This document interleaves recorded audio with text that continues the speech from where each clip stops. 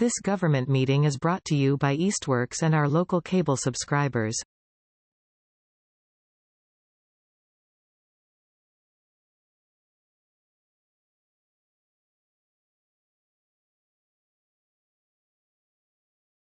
Good evening, everyone, and welcome to the Easthampton City Council meeting for August 5th, 2026. The meeting tonight is being recorded and broadcast by eMedia on Charter Channel 193 and live streaming on their webpage, easthamptonmedia.org. Councilors and participants in this meeting are gathering hybrid on the order extended until June 30th, 2027, allowing us to do so. I remind both the members of the City Council and the public participating remotely to remain muted until recognized by the City Council President. Also, for the members of the public, please remove your camera for the duration of the meeting unless you are participating in the public speak time or the public hearing. Thank you. This meeting is now called to order. Mary Ann? J.P. Kwasinski. Here. Tani Denham. Here. Tamara Smith. I'm here. Felicia Jadzik. Here. Tom Peak. Here. Jonathan Schmidt. Here. Amanda Newton. Here. Kayam Jamrog McQuaid. Here. Nathan Markey. Here. Thank you. At this time, we will take a moment of silence, so please do whatever you need to do in order to get grounded, check in with yourself, or prepare for this meeting.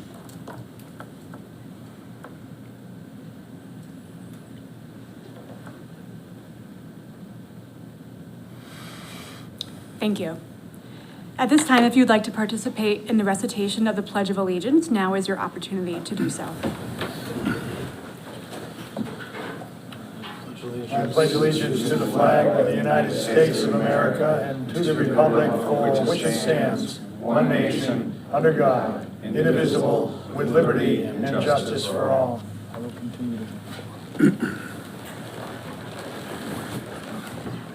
Thank you. So at this time, we do not have any minutes to approve, so I'm going to move on to public comment. So we'll hold public comment until 6:15, at which point we have to pause and switch over to our public hearing. If we have additional public speak that we are not able to get to by the time we reach 6:15, what I'll do is I'll reopen public comment after the public hearing. So for anyone in the room or online, if you don't get a chance to speak right now, please know that we'll have a chance after the public hearing. This is your opportunity to speak to the council about any items not related to our public hearing or the 3 items on our agenda that we have listed for immediate attention. Each of those will have their own dedicated public speak time. You'll have 3 minutes to speak. When you have 30 seconds left, you'll hear an alert, and then you'll hear a second alert when your time is up. At that point, please wrap up and we'll move on to the next person. So anyone who'd like to speak in the room, we'll start with room folks first. Please go to the podium and state your name and address for the record. Also, as a quick reminder, council members cannot engage with you or respond to you. So please go ahead. Good evening, Roger Anderson, Westview Terrace.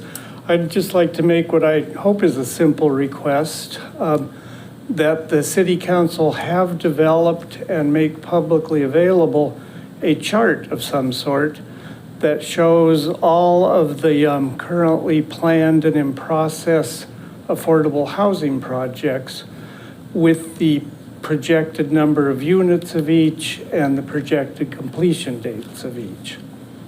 That's it. Thank you. Great, thank you. Is there anyone else in the room who'd like to speak?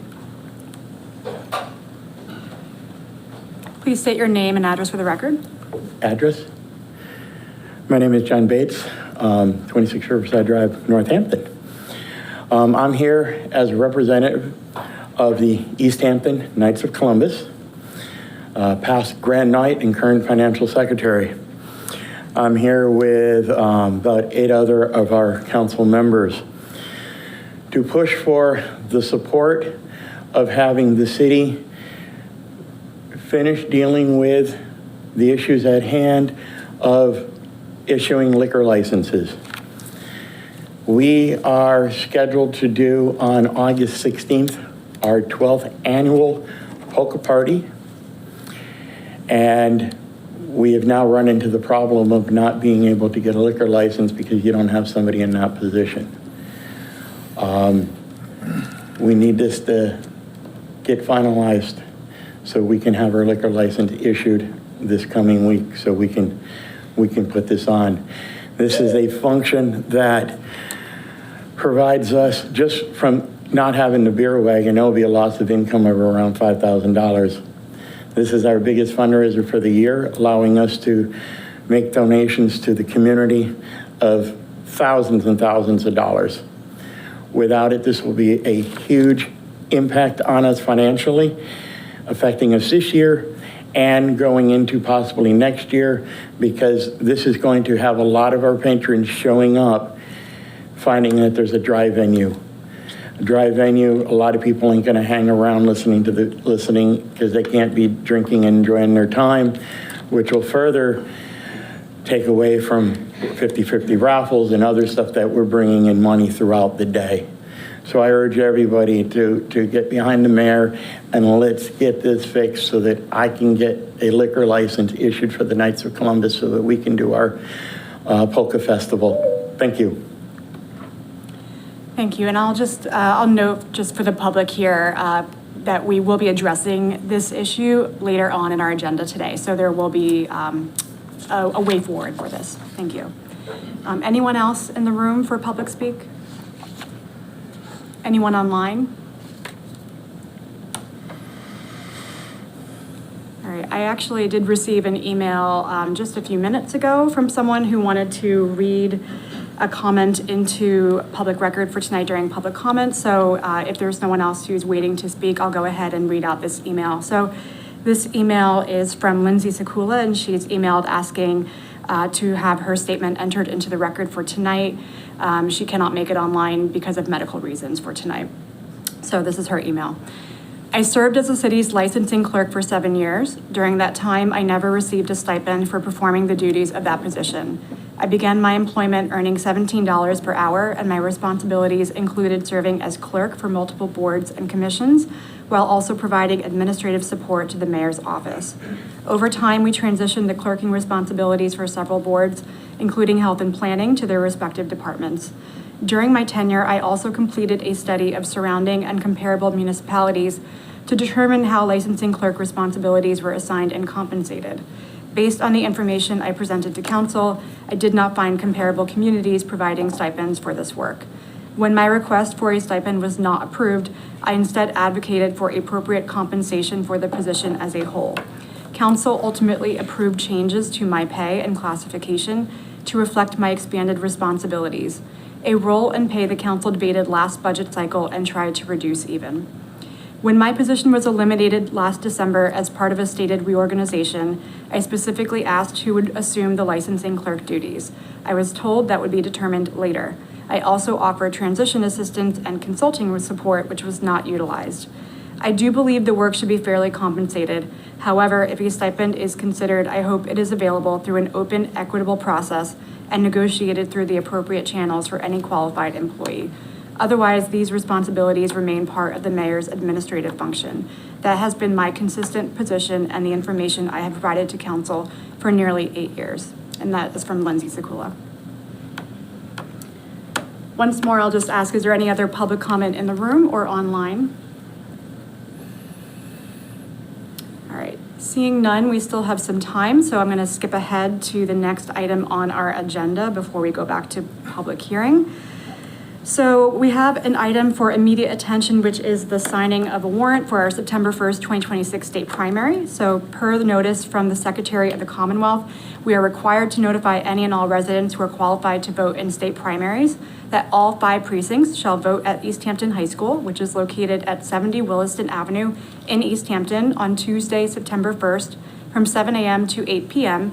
for the following purposes: to cast your vote in the state primaries for the candidates of political parties for the following offices: Senator in Congress, Governor, Lieutenant Governor, Attorney General, Secretary of State, Treasurer, Auditor, Representative in Congress for 1st District, Counselor, 8th District, Senator in the General Court, Hampton and Hampshire District, Representative in General Court, 2nd Hampshire District, District Attorney, Northwestern District, and the Register of Probate for Hampshire County.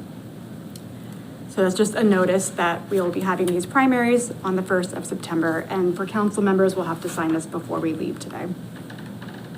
All right, we still have a little bit of time, so our next item is the reaffirmation of a park resolution for the skate park. And this is for the Easthampton All Wheels Park resolution. And this resolution is to file and accept grants with and from the Commonwealth of Massachusetts, the Executive Office of Energy and Environmental Affairs for the parkland acquisitions and renovations for Communities Grant Program for the Easthampton All Wheels Park. So we originally reviewed this in December of last year, for those of us who were on council in December of last year, so you may remember this. This resolution is here before us again tonight to be reaffirmed under the current makeup of this city council. And I'm not sure, is Director Mason online? Yes, I'm here. Okay, Can you hear me? Yes, we can. Director Mason, would you like to just state your name and title, and if you'd like to add anything to this particular resolution? Sure. John Mason, Parks and Recreation Director. No, this is a resolution that was passed back in December, and it needs to be redone because it needed signatures after the resolution, and the signatures were missing. So to move forward with this park grant, the good news is back in December, we didn't know if we had all the money between the fundraising efforts and the park grant and CPA, everything. The funding goals have all been met. So moving forward is not a problem for this resolution. Great, thank you, Director Mason. Council, any questions? All right, I'm seeing none. Just as a reminder, because this is a resolution, any counselor does have the right to send this to subcommittee for further review. But if not, we can go ahead and vote on this matter this evening. So, Councilor Peak, would you be willing to read this resolution? Right. Okay. And actually, we have a paper copy if that's easier for you. Perfect. You've got your screen protector there, so all right. No, that's great. Okay.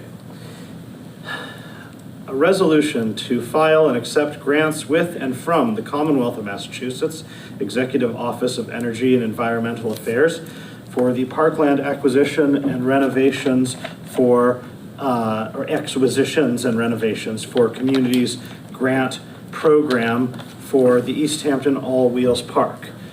Whereas the Millside Park is a community-wide asset providing outdoor recreation to city residents and residents of surrounding communities, and has been identified as a critical city resource for upgrades in the city's 2021 Open Space and Recreation Plan.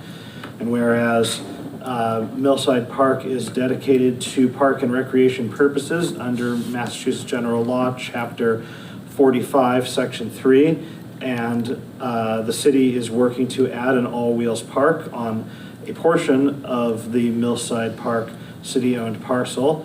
Whereas to meet said appropriation with funds transferred and or borrowed in accordance with Mass General Law, Chapter 293, the Community Preservation Act, and to authorize the treasurer with the approval of the City Council to issue any bonds or notes that may be necessary for that purpose as authorized by Mass General Law, Chapter 44, or any other enabling authority, whereas that the park director be authorized to file on behalf of the city of Easthampton the park grant applications, whereas the Easthampton All Wheels Park project will cost a total of $750,000, of which the city shall appropriate the full amount of $750,000. Now therefore be it resolved that the mayor or his or her designee be and is hereby authorized to file and accept grants from the Executive Office of Energy and Environmental Affairs, and that the mayor or his or her designee be and is authorized to take such other actions as are necessary to carry out the purposes and conditions of this grant to be administered by the Parks and Recreation Department or other city officials, and that this resolution shall take effective upon passage approved. Well, it hasn't been approved yet, but. Was that in form of a motion? Yes. Okay, great. Second. All right, so I have a motion and a second for the reaffirmation of the Park Easthampton All Wheels Park City Council resolution. Any further discussion? Seeing none, so Miriam? Connie Denham. Aye. Felicia Jazik. Aye. JP Kwasinski. Aye. Tom Peak. Aye. Tamara Smith. Aye. Jonathan Schmidt. Aye.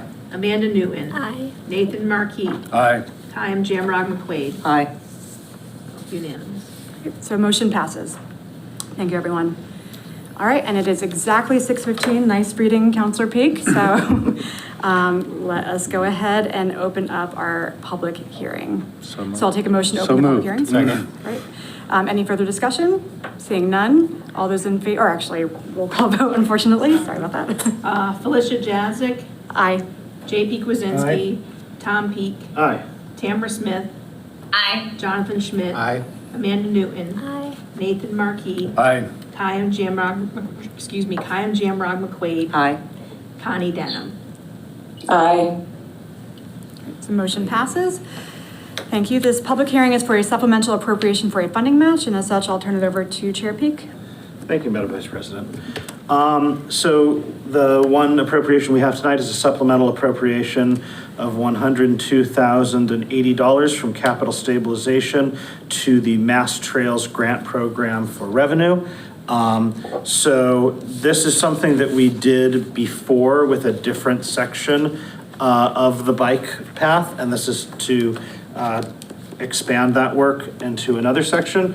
But basically the idea is that bike paths periodically need to be maintained, largely because tree roots get under them and cause the cracks and maybe potholes in some places. So the idea is that we got this Mass Trails grant. I believe the total project is around $500,000. Our match would be this $102,080. And this would complete the work basically from Union Street to Northampton. Actually, one thing that we were discussing, do we have a sense of the total scope? Is it just to the route? So, Mayor Derby, if you just state your name. Yeah, Mayor Derby. Yes, and Director Nodelman is on the call. And so I think that we confirmed that it is almost all the way to Route 5, and he can confirm that for me, but I believe it might be to Fort Hill, so it's going to be that section of trail. Okay. Yep. Director Nuttleman, do you have anything you'd like to add to just about the scope of the project? Sure. Good evening, everyone. I'm Greg Nuttleman. I'm the Director of Public Works for the city. So what you'll see with this project is something very similar to what we did when we were last awarded a Mass Trails grant back in FY25, where it was point-to-point repairs to fix some of the worst defects in the trail, whether that's pavement repair through mill and overlay or full depth repair, root barrier installation, hazard tree removals. So it will kind of, how far we're able to go will depend on where the bid numbers come in at and how far we're able to kind of stretch the funding we have available. But it will be, the bulk of this work we are planning to perform between Ferry Street and Route 5. Okay. So that's all. All right, great. So any other questions from counselors before we hear from the public?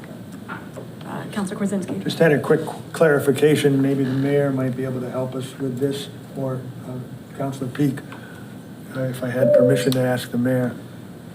Yes, please go ahead. Just for the public's knowledge, I see that this is coming from the capital stabilization account and not from CPA funds. And is that because CPA funds can only be used for the creation of new trails, or are repairs possible, and would that be a source of funding? So I think that because of the timeline of this, that is the reason why CPA funds aren't being used. It's a significant longer runway for CPA funds, and this needs to be kind of moved quickly. And it falls directly into the parameters of a capital project, which is something that is going to be viable for 5 years or more. So capital stabilization is a very appropriate use of the funds. Yep. Thank you. Yep. Any other questions? Counselor Peak? I would also just say that with CPA, it might actually be a little dodgy because they don't tend to want to do stuff for what they see as regular upkeep. And I think that this sort of thing is sort of something that regularly is going to happen on a trail. So I wouldn't be shocked if the powers that be and, the CPA commission and whatnot sort of pushed back on that as an appropriate use or I would agree that would be your question. And that's why I would ask the mayor to see if we could give the public clarification in case anyone in the public was thinking, oh, why don't we use CPA money? Councilor Jan Michael Craig. Thank you, Madam Vice President. I just want to thank the DPW and the city in general for continuing to pursue this grant funding. I think the bike trail, the Manhattan Rail Trail has been an incredible asset for the community in general. I think in addition to the recreation that we all enjoy from it, I think it also is important to note that it's a critical piece of our transportation infrastructure and that people are using it to get around, to take cars off the road. So I just appreciate that the city's proactively seeking grant funding and putting up the money to match it. Any other councilors? All right, so I'll now open the floor to public comment on this matter. So if anyone, we'll start within the room. If you'd like to speak on this matter, please come to the podium and state your name and address for the record. And as a reminder, just like before, comments are limited to 3 minutes. And also as a reminder, comments should be limited to this particular matter before us only. So I see someone is making their way to the podium, so take your time.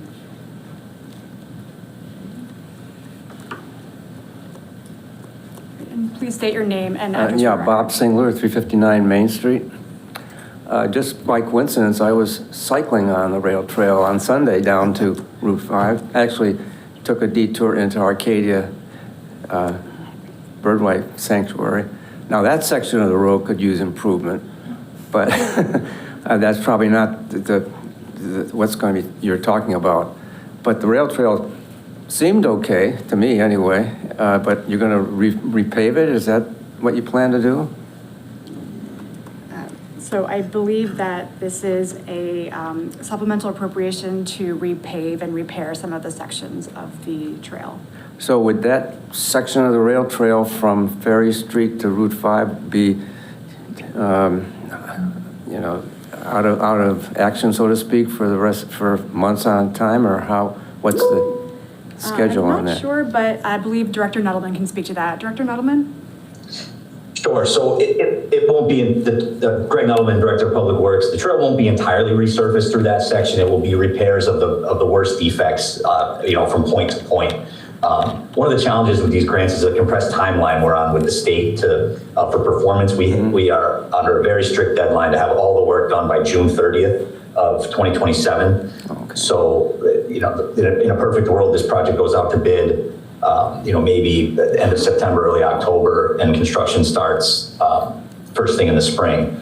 And that's basically how it worked out when we did an FY25. There was some periodic section closures on the trail, but we were able to keep those fairly limited. It was just when the biggest portions of work were happening, and it just wasn't safe for any users to be there. But I don't see any long duration closures, more than a week or so per section when we do this work. Okay, well, it sounds like it will be open at least for the rest of the calendar year.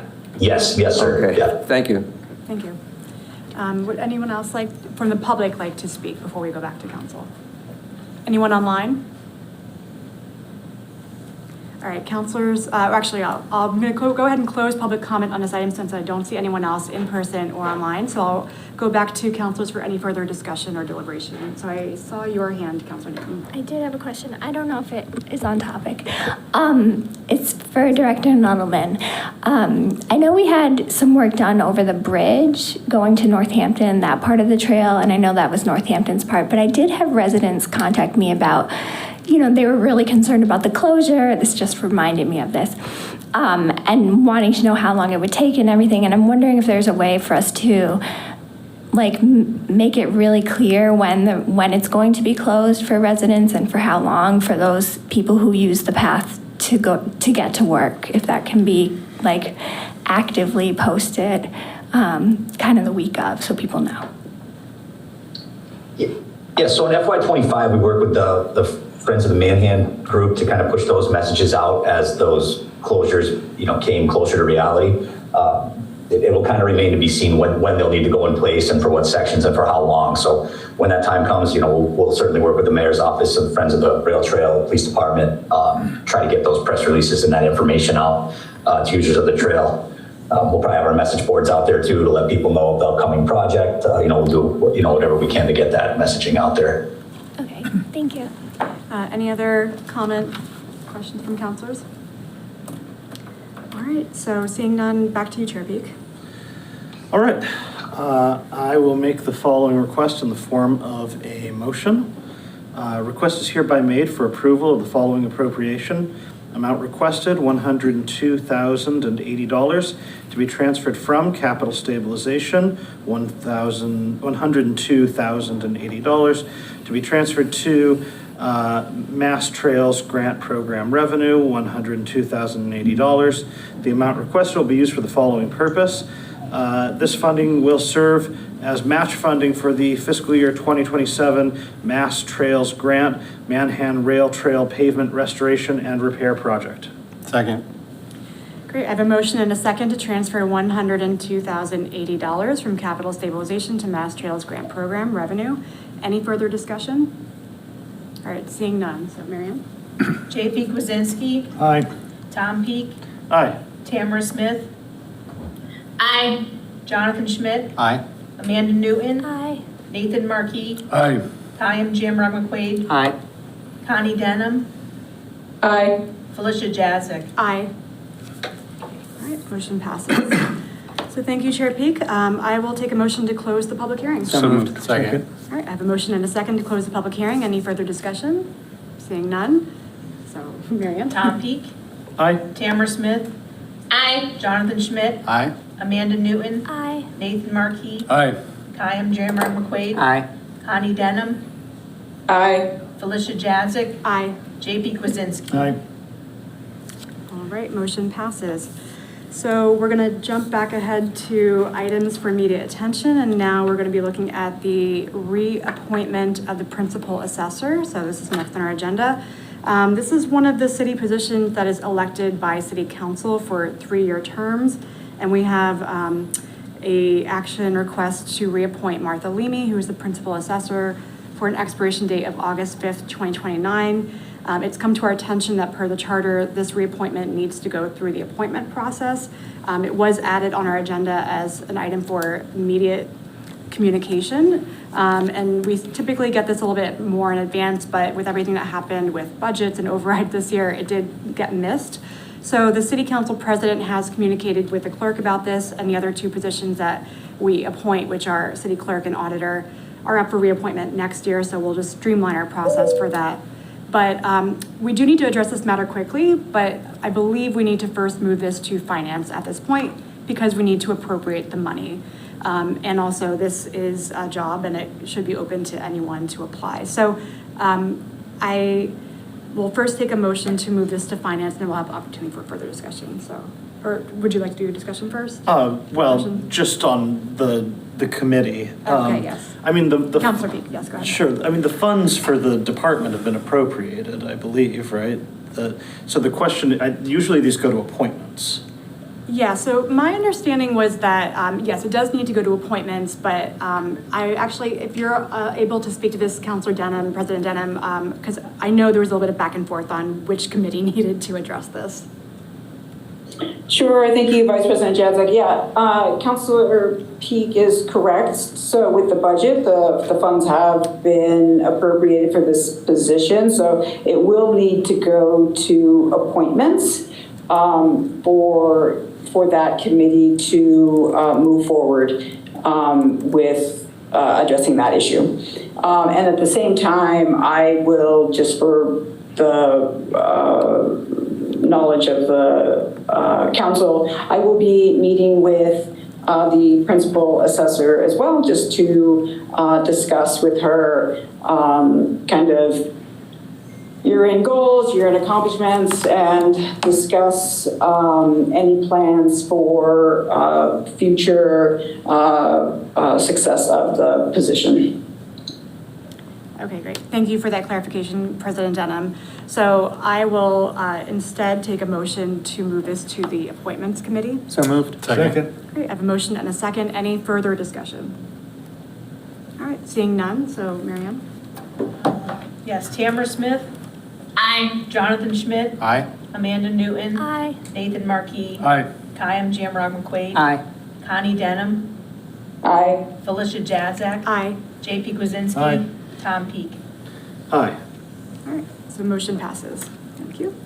All right, next up on our agenda, we have communications from elected officials, boards, and commissions. Are there any elected officials here tonight who would like to communicate? All right, seeing none. So next we have correspondence. And so first we have, I'd like to invite the Director of the Council on Aging to the podium with a department update.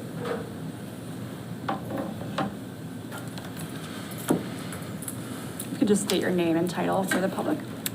Cynthia Terrell, Director of the Council on Aging. Thank you for having us come in for a brief overview of what's happening in the next month or so and a little bit of statistics about what's been going on in FY26. And bear with me, I wrote this down so I wouldn't forget anything. I don't usually do that. So, well, we wanted to talk with you in the lead up to National Senior Center Month, which is September, and the theme is flipping the script, and I'll explain that in just a sec.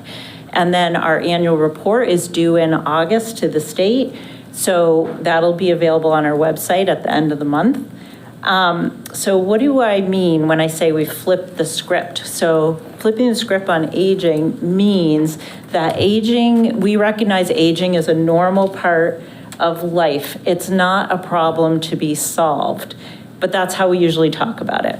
Communities thrive when everyone is supported across their lifespan, and our center is more than a place to gather and recreate. It's a place to socially connect through activities where you can build vitality through our wellness programs. You can get assistance applying to economic services, and that is true for many ages, not just 55 plus. You can find joy in creative expression and volunteering, learn about and take advantage of technology, and get around with our transportation service, even if you still drive. Instead of focusing on limitations, we offer ways for older adults to contribute to our community in diverse and meaningful ways. As users who provide input into what we do, as workers and volunteers, and as leaders. There's a lot of leadership development going on at the COA. I wanted you to know I've produced a video series to share how your neighbors are engaging with the ECOA and just simply asking what do they like about it. Follow along with us on social media in September, check our website, or ask for a flyer with everything printed out. I want to appreciate, I know there are probably people listening to this who helped with this. There were dozens of users, volunteers, and our community partners who shared their thoughts with me about the ECOA. I also want to take a moment to thank our hardworking staff, volunteers, senior tax work-off, the Friends of ECOA, our COA board members. They all power the ECOA. And I'd be grateful if City Council and others in attendance let the Easthampton Public Library, Easthampton Media, Fire, Health, Police, IT, all the city departments, and our many other community partners know how important their work is with the Council on Aging. We wouldn't exist without them. Really important, also in September, Medicare open enrollment is going to begin October 15th and continue through December 7th. And we want to say that we know navigating Medicare can be overwhelming, but we assure people that they do not have to do it alone. Ashley Fraga, our Shine counselor, helps people understand their benefits and offers unbiased information with no financial conflict, completely cost-free. While insurance brokers earn commissions from specific companies, Ashley's goal as a Shine counselor is simply to find the best fit for each person's health and budget. September is the right time to schedule a Medicare review and attend presentations to learn about Medicare. We have a couple going on. And those turning 65 within that 6-month eligibility period of those dates, October 15th to December 7th. If you are listening to this and you haven't seen Ashley yet, you will, as an Easthampton resident, be getting a mailing from us at the end of the month if you filled out your census. So another special thing about September is that all in-center activities and rides to and from the senior center will be free all month. And that's for any fitness activity or class that takes place at 19 Union Street. Some big news is that we're looking forward to some coolness downstairs at Summer's End with warmth to come in the winter, because I have designated funds to provide a mini split heat pump for the lower level classroom, which has been a project a long time coming. For the first time, we'll have air conditioning in a public space downstairs other than the veterans office, and we will have far more heat so people don't have to wear their coats in the winter time. I also want you to look for the new senior tax work-off application, which will be available on the website, at the assessor's office, and at the COA beginning September 1st, and you can apply through October 15th. The mayor has allotted 12 to 15 slots depending on department needs, and there will be more information about that to come. Call me or come to the center if you have any questions about that. So let me circle back to the COA's fiscal year 2026 annual report highlights before I quit for the day. And then I welcome people to come to the center with any kind of questions, or if you want any kind of information about what we do. So first of all, we served over 1,400 people, over 23,000 instances in FY26. And that some of those things include those health benefits and Shine appointments. We saw 316 people 449 times. We did other benefits counseling for 69 people 113 times. And general case management, 143 people came in 250 times. And we did the AARP tax prep for 300 people. So that's how we generally served people with outreach. We have more specifics. The van program brought 224 people out for over 5,200 one-way rides. We did 374 times for 109 people of day trips. 237 people exercised over 4,800 times. And 236 people took lifelong learning classes or workshops almost 900 times. And then 180 people experienced cultural events 420 times. So that's just some of the things that the Senior Center does. There's a lot more that we do. Like I said, the Senior Center is for ages 55 plus and their care partners. And then if you need to apply for food stamps, get help with your SNAP, fuel assistance, and other things, you can come in at any age. So please do come in. Great, thank you, Director. The Senior Center does such great work, and as someone who has family members who've made use of this, I know firsthand the great work that you all are doing. I appreciate you sharing that out with all of us. Thanks for your attention. All right, so next from correspondence, we have a letter that was sent as of July 28th, 2026 to the Mayor of Easthampton and the City Council of Easthampton. It is a notice of intent to sell recreational land for residential use, specifically 0 Glendale Road, which is the Easthampton Assessor's parcel 152-247. So that letter is in our agenda and is part of our record. Next, I'll invite the mayor to come up for mayor communications. Good evening, Mayor Derby. So thank you so much. I'm going to try to keep it pretty simple on this summer night. I did want to just make a quick announcement that it's that time of year where we are going to gear up for the second annual Keys to the City program. So applications are going to be available starting next week online, and also in the mayor's office and at the city clerk's office. So if you think that somebody has done something really exceptional for Easthampton, then it would be a great time to nominate them. And on that note, I just want to say thank you to Cindy, our COA director, who does such great work as well. We really appreciate the hard work going on over there. So what I will finish with, I guess, is I just wanted to give people an update on the MOT grant that we got. So we have completed our final report all of the checks have been issued. And so I just wanted to give everybody just a quick little report on how it went. And I'm really gonna gloss over this. So just some of the highlights. And I wanna start with the most important thing I think that happened for Easthampton throughout this project was the ability for us to leverage state funding to do permanent upgrades for the city. One of the things that you were looking at earlier was the Millside Park grant application for the skate park. Recognizing that Millside Park is a really important asset to the city. And if you had gone down there a couple months ago, you would have seen electrical outlets that were broken, busted with wires sticking out. And that went all the way to the bike path where the meter for the bandshell is, that had broken pipes with wires sticking out. So one of the most important things we were able to do with this funding was to upgrade all of the electrical at Millside Park and to fix all of the safety issues that were there. We also were able to partner with GoNetSpeed to be able to install a permanent fiber connection to the bandshell, which we have been able to leverage into free public Wi-Fi in perpetuity. And so that Millside Park is going to be a place where people can go with their laptop during a lunch break. They can, if they're on the bike path and they want to stop and they want to connect to free public Wi-Fi.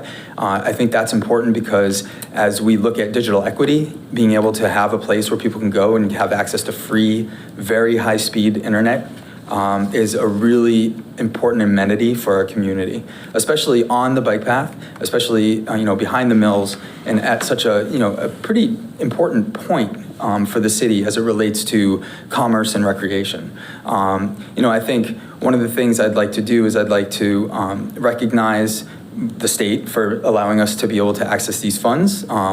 The people that came to see the World Cup games and to hear the live music and to see the cultural program and to celebrate USA 250. I really appreciate the community coming together. And I think it was something that was, after we went through a pretty contentious override, it was a nice way to come together as a community. And so we're really hoping to be able to continue this type of programming in Easthampton. Right now, we're looking at doing something for the winter. And I just met with John Mason this morning, and we're trying to, because Millside Park is closed because of the skate park construction, so we're trying to maybe look at using this as an opportunity to activate other parts of the city for people to come to Easthampton and see the really amazing things that we can do here. So again, as I was going back to thank yous, I want to thank the DPW, the police, the fire, the city departments that helped support this. It was really great to have them, the Medical Reserve Corps came out to help us in the heat, and we also had the CERT team there that was really helpful, and it was a great exercise just to be able to kind of activate all of these things. So, if you have any questions on that report, please feel free to reach out to my office, and I'd be happy to answer them. But the good news is everything has been paid and we have been reimbursed. And so the total cost of the general fund did end up being $0. So that was even more of a bonus. And so I just wanted to make you all aware. And, I think it looks like the first meeting in September, I'm double booked, so I might not be able to be here. But the second meeting in September, I've been starting to compile a list of the grants and earmarks that we've received and what those are for. And so I'm going to give a little report out on that at that time. And the reason we don't have it done today is because it's actually pretty significant. So that's kind of exciting news, and I really can't wait to share that with everybody because there are very exciting things still happening here in Easthampton. And just one last thing before I leave you, because I promised to be short, and I'm getting long-winded. If anybody hasn't seen, Business West actually just did a feature on Easthampton, and that was a really great thing that kind of highlights some local businesses and the city in general. And at the end of the day, getting good press is always a good thing. So I would direct people to check that out. And yep. I saw Councilor Janmark McQuaid's hand up first. Yeah, I just have a quick question. Thank you for the information, but something you mentioned about the skate park construction. Yep. Could you just quickly, if you know off the top of your head, could you let us know what the timeline for that looks like and when they're going to be breaking ground on that? So now that the park grant that you all are going to sign tonight, I'm signing it tomorrow. That's going to go in, and that should be the catalyst for construction to start. And it's going to be closed until next June. Councilor Markey? Thank you, Madam President. I just want to commend you, Mayor Derby. I attended 3 of the 5 day nights, whatever.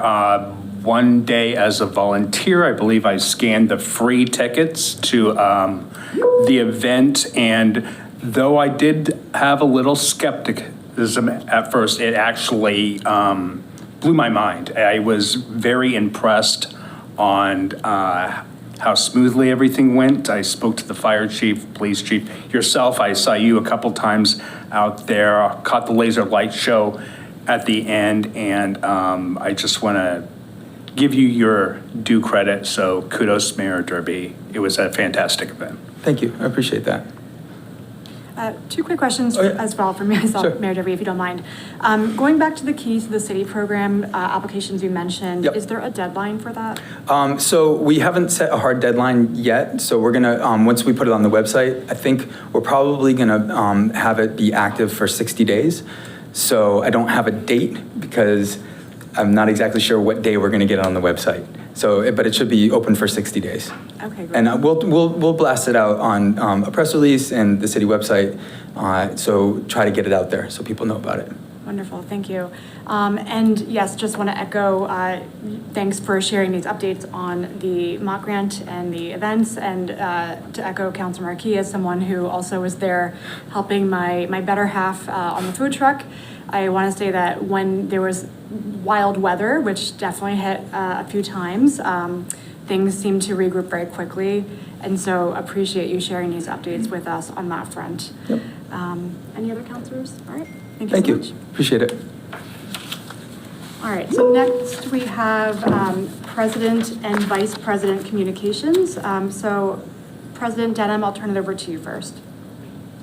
Thank you, Vice President Jadzak. So as you all are aware, we have a supplemental appropriation for the licensing clerk that is in the packet.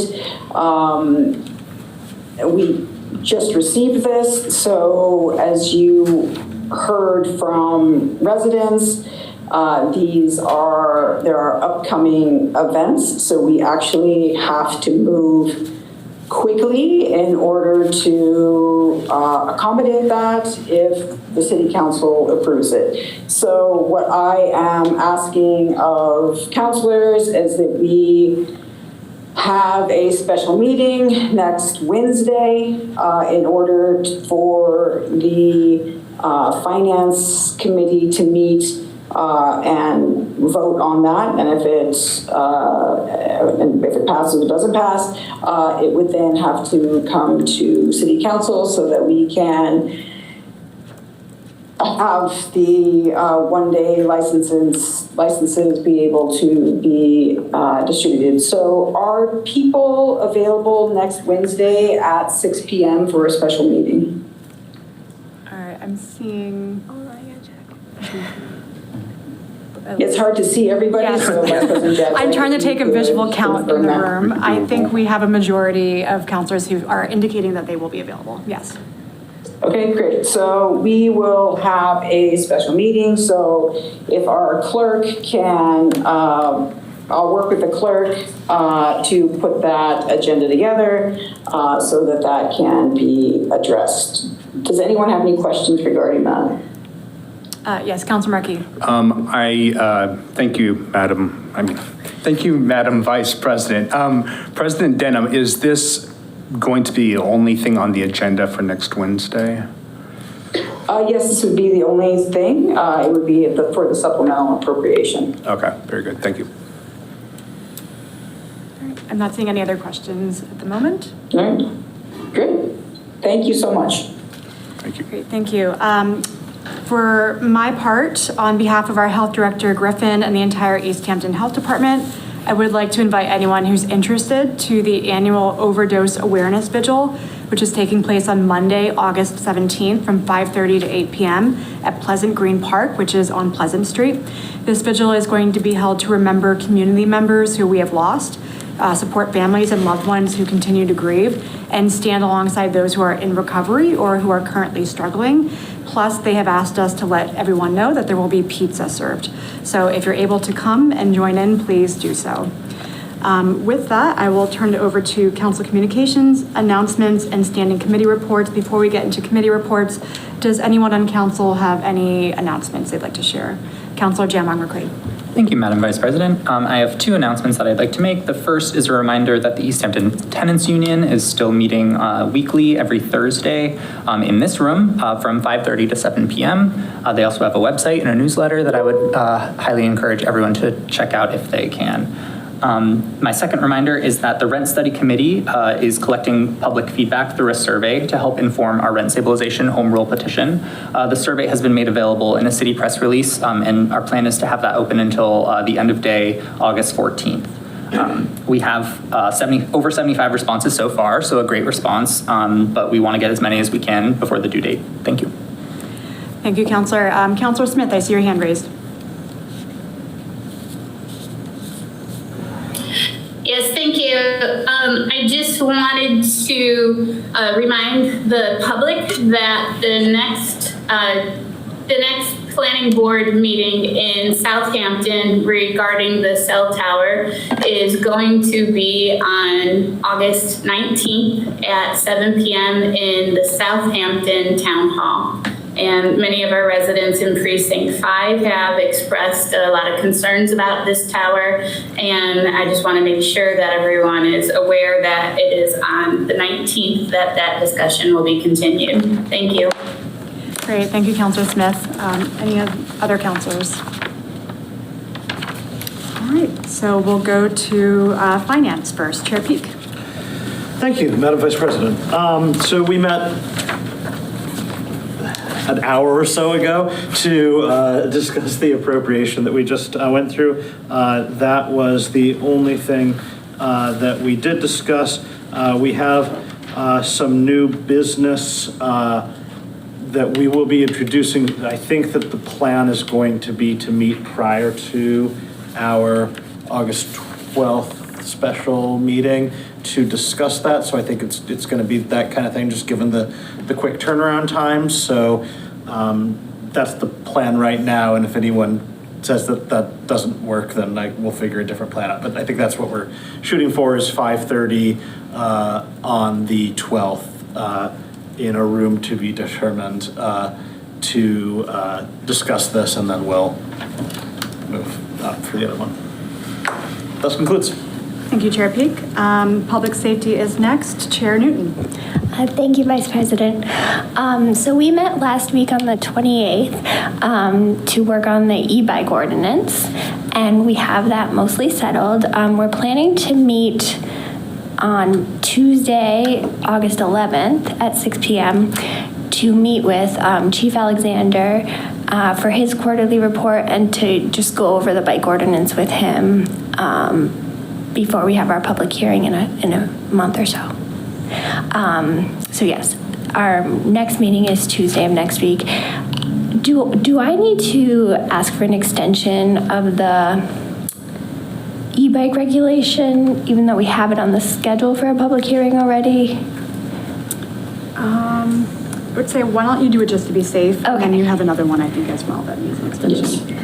Oh, right, because we're not meeting until, oh, yeah. Okay, so I'd like an extension I'd like to make a motion to extend the e-bike regulation amendment for 30 days. Second. Great, I have a motion and a second to extend the e-bike regulation. Actually, can I rescind that? I think it needs to be 60 because 30 is really gonna just put us, our hearing isn't until 9:16, so. All right, so. Rescind my second. Great. Motion second and motion have both been rescinded? Yes, so I'd like to make a motion to extend it by 60 days, the e-bike amendment by 60 days. Second. All right, I have a motion and a second to extend the e-bike regulation ordinance discussion for 60 days. Jonathan Schmidt. Aye. Amanda Newton. Aye. Nathan Markey. Aye. I am Jamron McQuaid. Aye. Connie Denham. Aye. Felicia Jazak. Aye. JP Kwasinski. Aye. Tom Peak. Aye. Tamara Smith. Aye. Great, and then I also need to make a motion to extend the Brook Street and Hendrick Street stop sign request by 60 days. Second. Great, I have a motion and a second to extend the request for installation of a stop sign on Brook Street at Hendrick Street for 60 days. Marianne? Amanda Nguyen. Aye. Nathan Marquis. Aye. Kayam Jamrong McQuaid. Aye. Connie Denham. Aye. Felicia Jazak. Aye. JP Kwasinski. Aye. Tom Peak. Aye. Tamara Smith.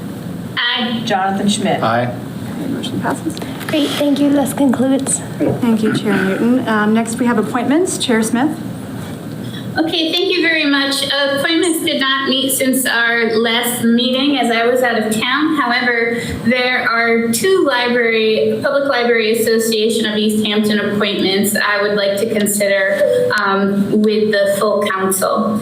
So I am not sure if you would like me to go ahead and talk about their qualifications or make a motion for the full council to consider.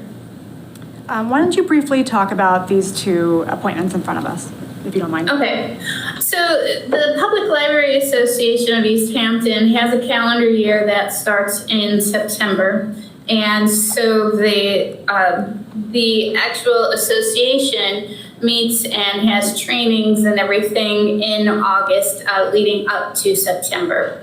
So these two particular nominees, I'm just going to talk a little bit about them. The first one is Chuck McAuliffe, and he has been working with the library for the past 10 years. Has been really instrumental in helping them with a lot of their organizing. He was helpful in the moving of the library materials during the flood and has been invested in the Public Library Association for the past 10 years. With the library for the past 10 years, and really wants to get more involved as an official representative of the library. And the second is Megan Tatey, and she is a novelist and a freelance writer and editor who lives in Easthampton. And as a current published novelist with several books and manuscripts already in both published and in the works, she has a really good understanding of the collection side of the library and offers really good insight to that.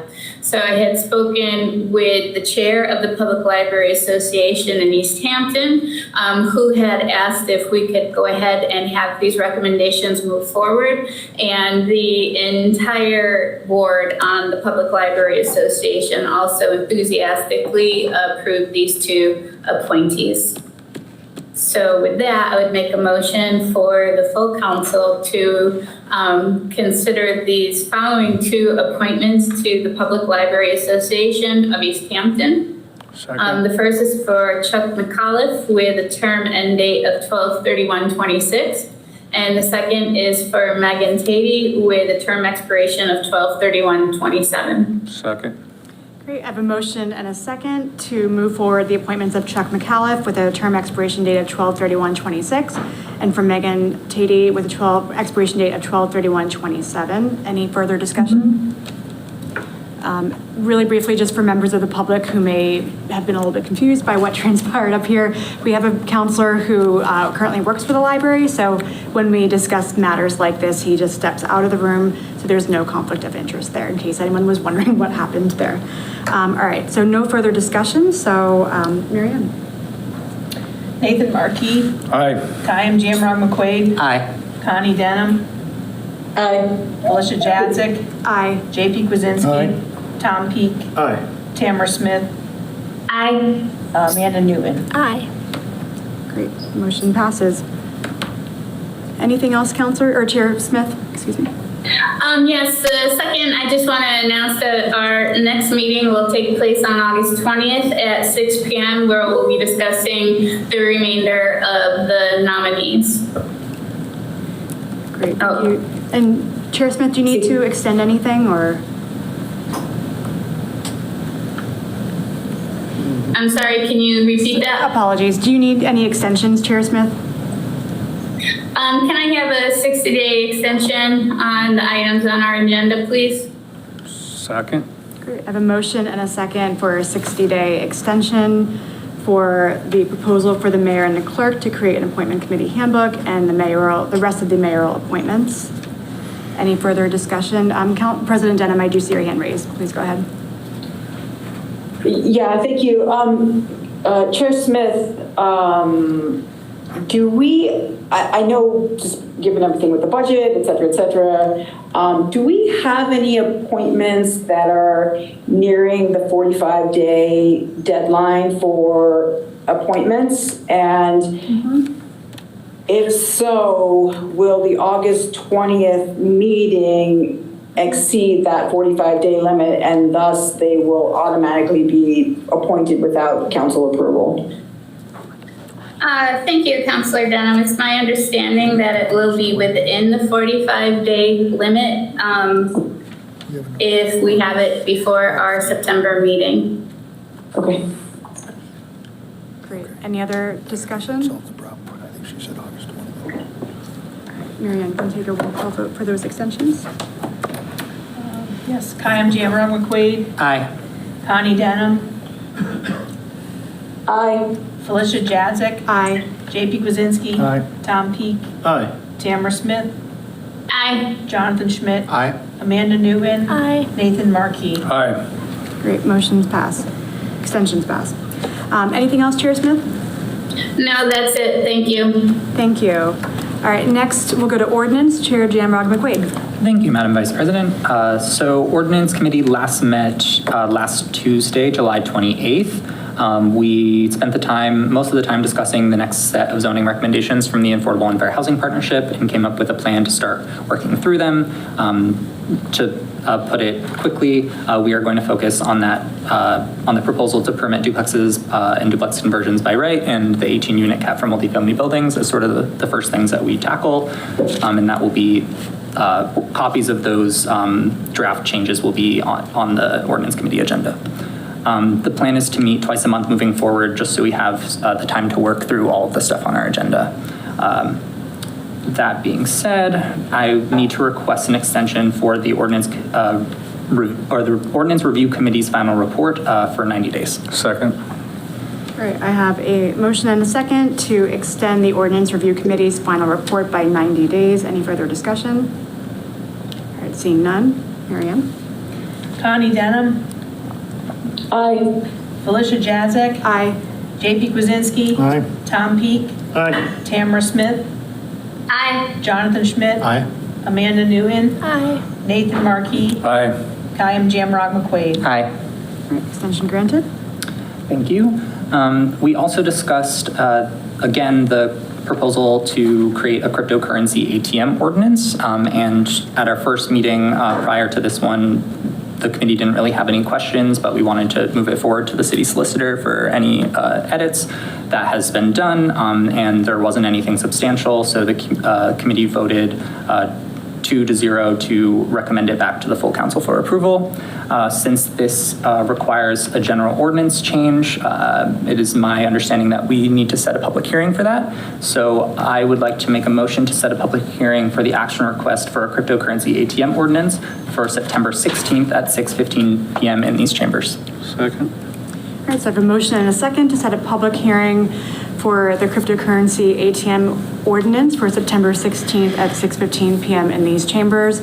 Any further discussion? So that will be for the public hearing.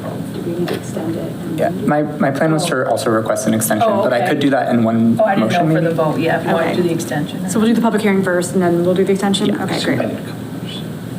Yeah, there's that. Okay, so any further discussion for the public hearing? All right, seeing none. Excuse me, Felicia Jadzik. Aye. JP Kwasinski. Aye. Tom Peak. Aye. Tamara Smith. Aye. Jonathan Schmidt. Aye. Amanda Newton. Aye. Nathan Markey. Aye. Kayam Jamrong McQuaid. Aye. Connie Denham. Aye. All right, public hearing is set for September 16th at 6:15 in these chambers. And would you now like to make a motion for the extension? Yes, thank you, Madam Vice President. Because this item expires before that public hearing date, I would like to request an extension on the action request for a cryptocurrency ATM ordinance for 30 days. Second. I have a motion and a second to extend the action request for a cryptocurrency ATM ordinance by 30 days. Any further discussion? Seeing none, Marianne? J.P. Kwasinski. Aye. Tom Peak. Aye. Tamara Smith. Aye. Jonathan Schmidt. Aye. Amanda Newton. Aye. Nathan Markey. Aye. Kayam Jamrong McQuaid. Aye. Connie Denham. Aye. Felicia Jazak. Aye. All right. Extension granted. All right, so our next meetings are next Tuesday, August 11th, and Tuesday, August 25th at 6 p.m. We still are waiting on a room for that. And then also, I just want to remind the public and members of the council that we have a public hearing for the new pay plan position of recreation coordinator, and that is scheduled for our first meeting in September, September 2nd at 6:15 in these chambers. Thus concludes. Thank you, Chair Jamrong McQuaid. Property, Chair Kwasinski. Thank you very much, Madam Vice President. The Property Committee did meet. We would like to request an extension for the flags over the pond issue for 60 days. Second. Great. I have a motion and a second to extend the ordinance request regarding flags on public property for 60 days. Any further discussion? Seeing none. Connie Denham. Aye. Felicia Jazak. Aye. J.P. Kwasinski. Aye. Tom Peak. Aye. Tamara Smith. Aye. Jonathan Schmidt. Aye. Amanda Newton. Aye. Nathan Markey. Aye. Kayam Jamrong McQuaid. Aye. Extension granted. The Property Committee also met and discussed the assignment from the council, which was to act as the review board for the town lodging house.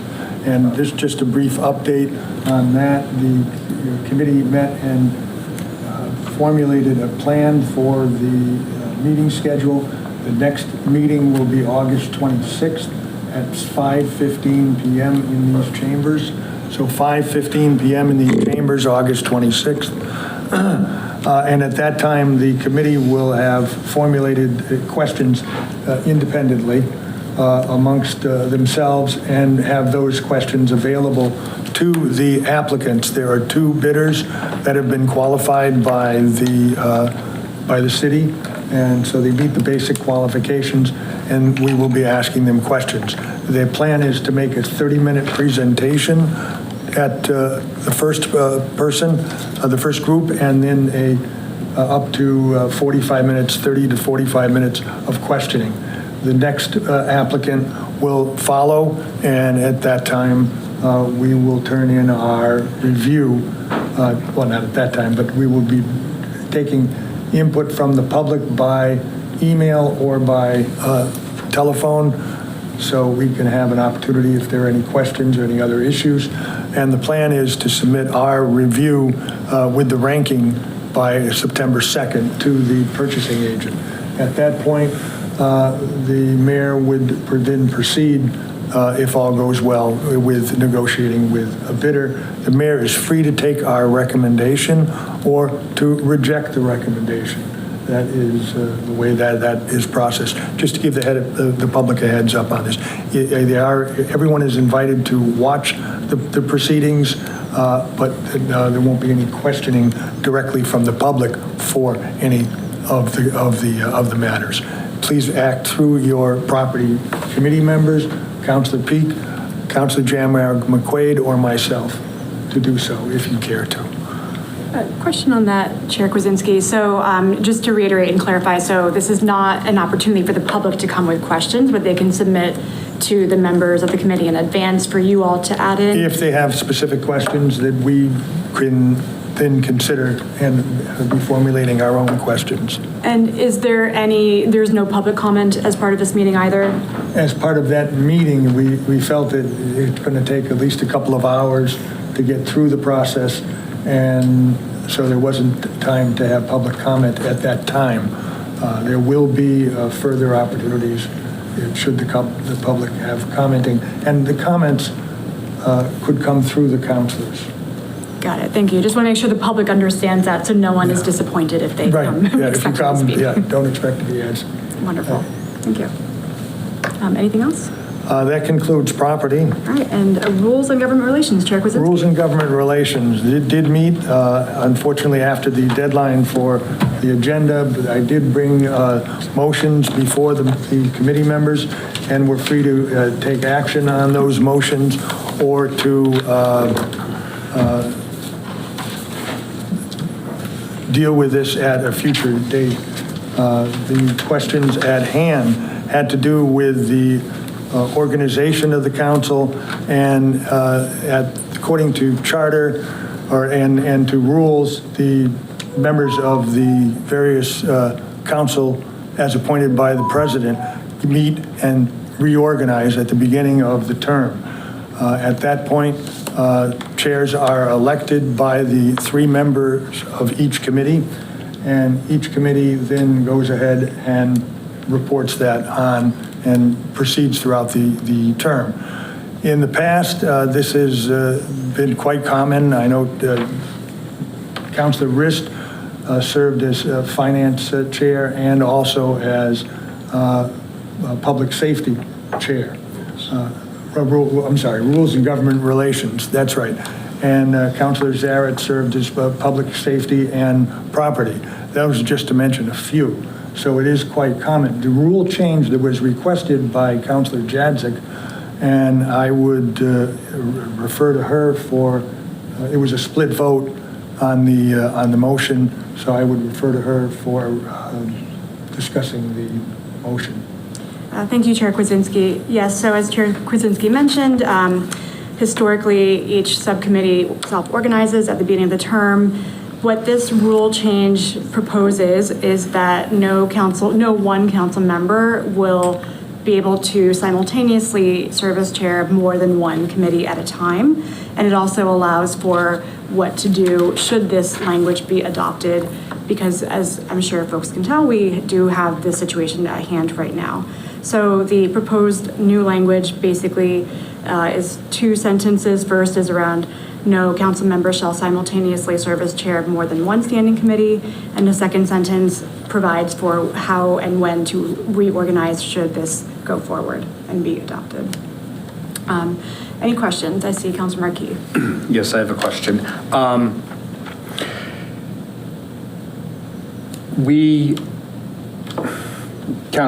Councilor Kwasinski or Jadzik, I'll refer to Councilor Kwasinski or Chair Kwasinski first. Is this something that can be resolved tonight? Is that what you had said earlier? I believe it can be resolved tonight, or a matter can be tabled to a future meeting. Okay. I have a brief comment about this. I did not prepare a comment. I know traditionally that council members have held chairpersonship of several committees. I do believe in sharing power around council, and this, if it passed, would directly affect your chair position. And I just want to recognize that I would be in favor of having one chair per council member per committee. I believe that power shouldn't be concentrated too much, even though city council, this is strong mayor government, so city council has its limits. And that being said, if I were to vote yes and there was a motion put forward, I want to recognize that you have the most experience on the council, and I think that you can definitely guide other newer council members. I can count 4, potentially 5 new council members sitting right here that could learn a lot from you, but I would definitely be in favor of voting in favor of having one council member serve as chair of one committee, not multiple. The language basically put forward, and that's all I have to say. Other councilors? Councilor Peak. Yeah, This is something that I've thought about a lot over the years as it's come up. And my feelings on it have shifted over time, and they might shift again in the future. But I think where I am right now, I think that in an ideal world, you don't have two people or a single person sharing multiple committees, because I think in the ideal world, you have a situation where the labor is distributed in a way that is that doesn't put too much on a single person. I do think that is fair. At the same time, having gone through this process a number of times, I feel like I've personally encountered situations where I've been on committees where maybe there was only one person who was in a position to be chair, as in like maybe there's one, like not everyone always wants to be chair. Certainly, new people don't always want to be chair. There's been times when I was in grad school where I was trying to avoid chairing things to the extent that I could, because I understood that it was an additional lift. I guess the thing about it is just sort of as an optimization thing. My concern with this is that we don't pick the committees that we're on. The president picks the committees that we're on. And so it's possible that the president could just happen to pick people in a way that it just works out that does make the most sense, even though it's not, I think, the ideal situation, that it just kind of shakes out that way. I mean, I think it's been that case in the past where we've been on we've been at a committee, and it's just kind of well, I mean, you brought up Councilor Zaret chairing property. At that point, you were chairing,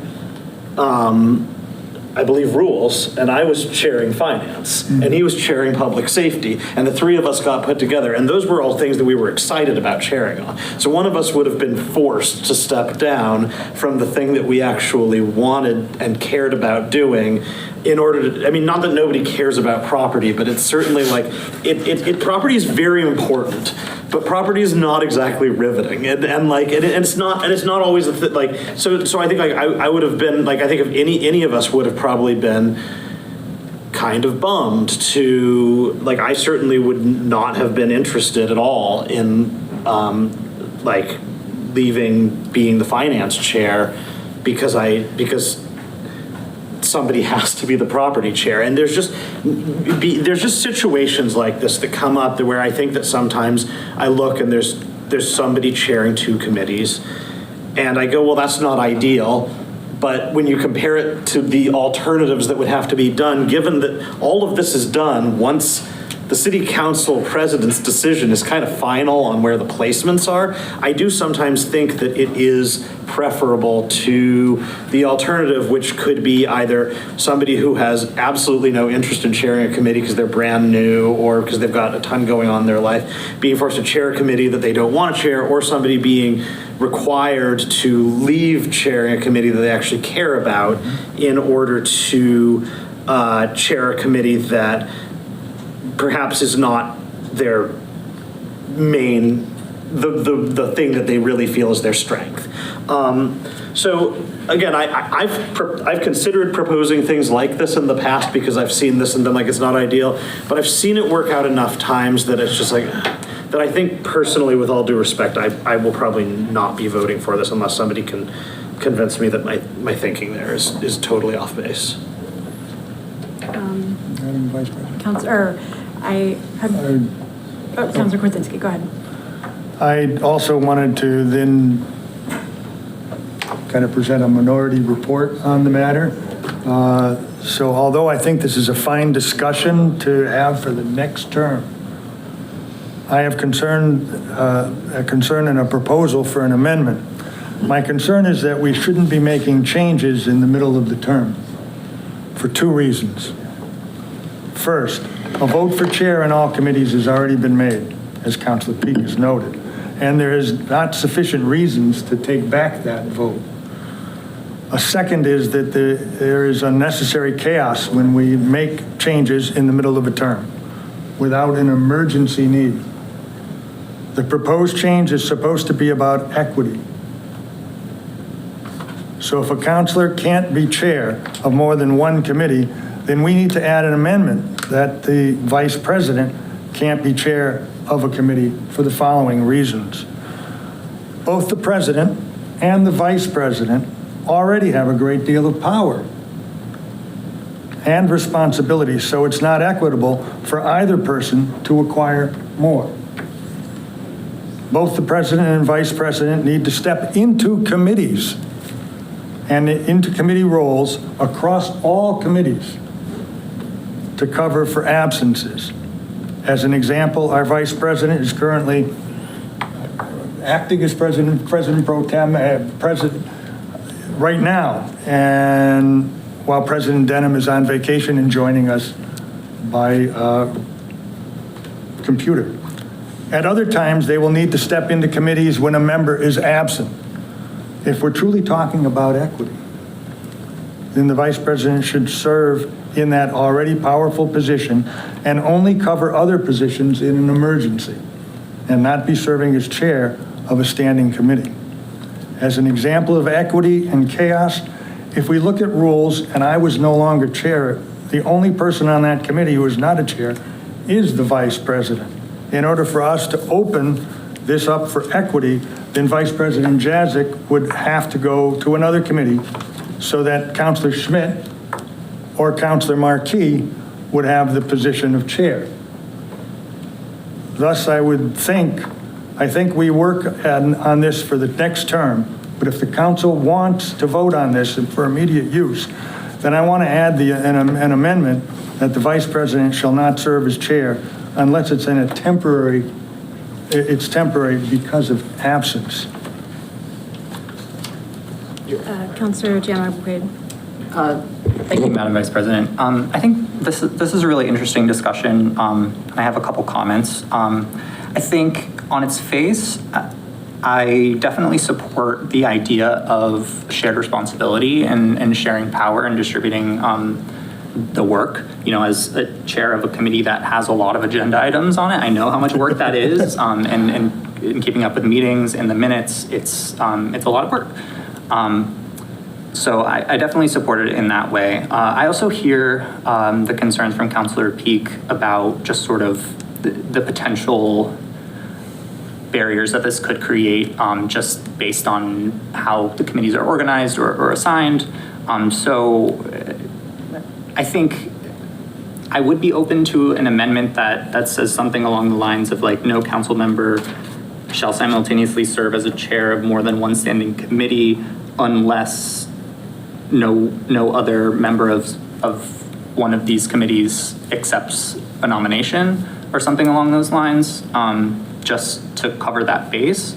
But I do like the idea of, encouraging taking on that responsibility and sharing the responsibility across the council. I think just to push back on something that Councilor Kwasinski mentioned, I'm not necessarily following the idea that the president or the vice president wouldn't be able to take on other responsibilities on a board and committee. I think, as far as I'm aware, we don't have a rule that prohibits the president from serving on a chair. We do? Okay. So, and I mean, I think it makes sense in that way, given the authority to assign an alternate and all of that. But I'm not necessarily sure that the vice president, who doesn't necessarily have any additional authority other than serving as an alternate to the president, I'm not sure that I would have a concern there. So that being said, I do support it. I think if it goes, if we go up for a vote, I will propose an amendment just to add that additional clause to cover our bases in case no one else wants to serve as chair. Then that would allow someone to serve as chair for two committees. But that's sort of how I feel about it. So I see President Dedham's hand has been raised. President Dedham. Thank you, Vice President Jadzik. Yeah, I was going to say much of the same things that Councilor Jamrock McQuaid was going to say. I understand, or I understand and I recognize both Councilor Kwasinski's comments as well as Councilor Peak's. I think when I think about my role as president, I put a lot of thought and intentionality into where people sit. And as you can see, we have 2 brand new councilors who are sitting in chairships. I think that's great. I believe that they could do that. Additionally, Councilor Schmidt is a brand new councilor, and I have him sitting in finance. And so I think that there is a lot of opportunity for new counselors to take on leadership opportunities. So I don't want to underestimate anyone's ability. And in regards to the vice president not being able to hold a chairship, we meet regularly, and that individual, outside of kind of stepping into this particular role, as acting kind of president, so to speak, of facilitating the council meetings, they really don't have a lot of leadership opportunity. And I think that as councilors, we have to make room for other people to grow.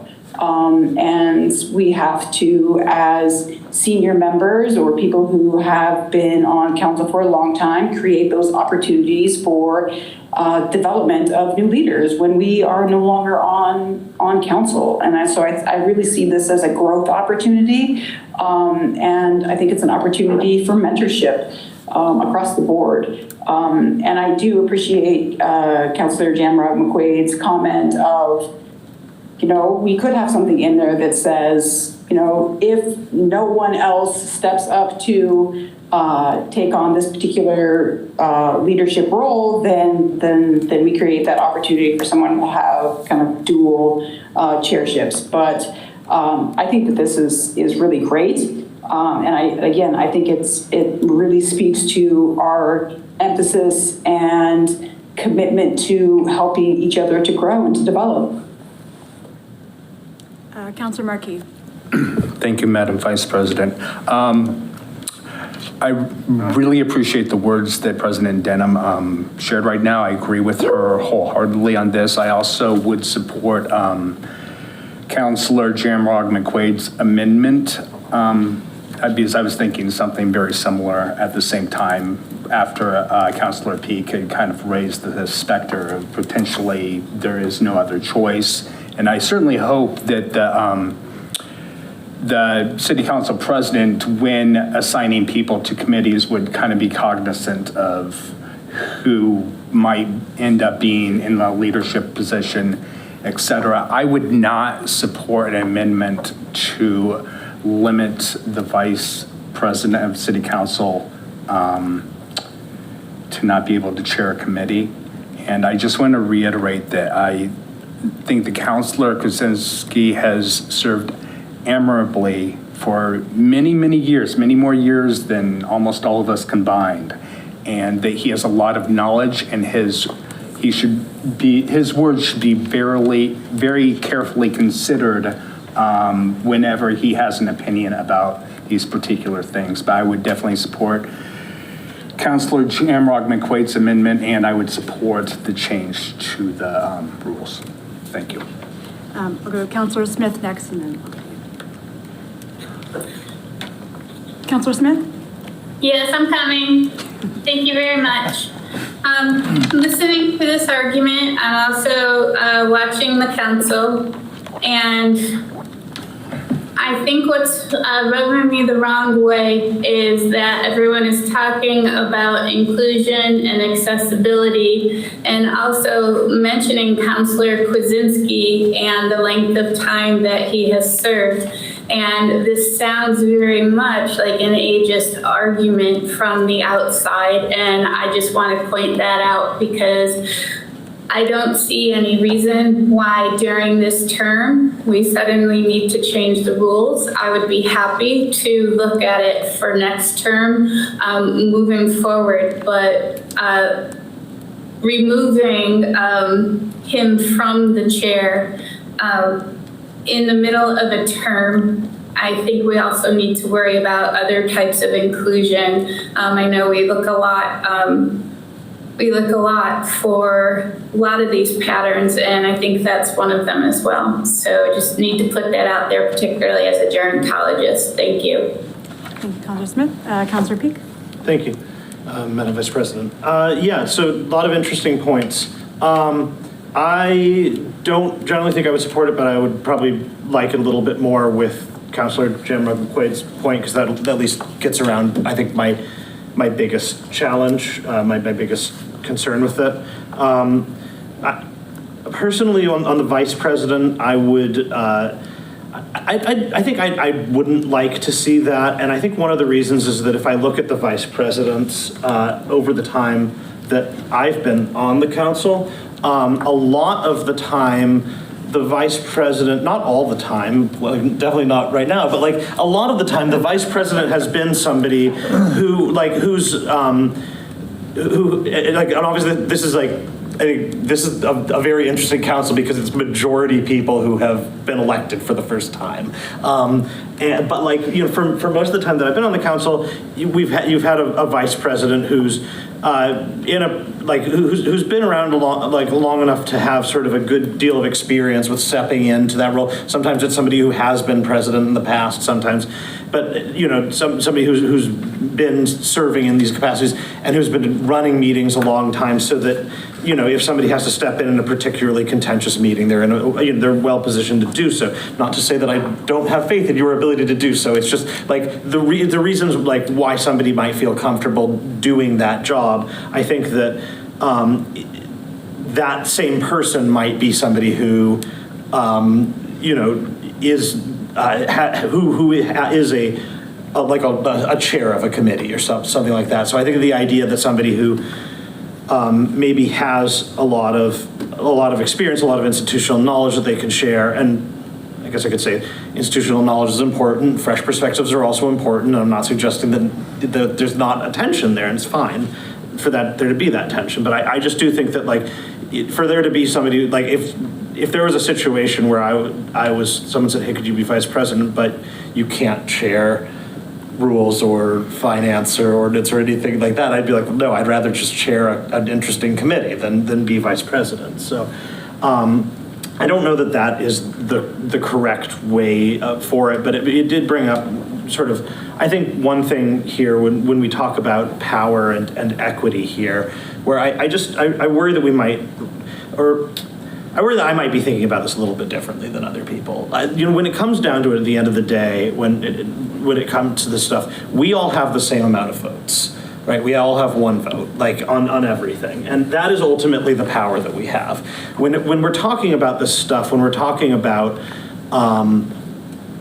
being the chair of a committee, it's really not about power, it's about responsibility, right? When I'm on finance as the chair, that does not give me an extra vote. It does not give me the ability to influence things any more than perhaps through deference in certain social situations. I have absolutely been in situations every term the 2 terms that I've been finance chair, I've been in situations where I lost votes 1-2 because my 2 members saw things differently than me, and that's fine. But that's like, that is how it works. So I just think that when we're talking about this, it's not really about power, it's about responsibility. And while I don't actually know that equity of responsibility is necessarily a thing that we need to always be shooting for, because I don't think we have equity in capacity to take on responsibility. I think that some people are in a position where they can do more than other people. That, you know, there's people that I know who, including myself, who have not sought certain positions on the council in certain times, not because they didn't think they would do a good job, but because they weren't in a position to take that on. And so I just, I want to just make sure that when we think about this thing, we're not thinking of these committee-ships as these, like, it's not like we're in Congress and being the chair of these committees means that you have the ability to like sink legislation by just endlessly throwing it. It really is, who's setting the agenda, who's texting everybody to say who's coming, and who's keeping the meeting on the rails when you're having it, and who's ultimately presenting. Now, does that occasionally give somebody the opportunity to maybe amplify their voice on certain matters?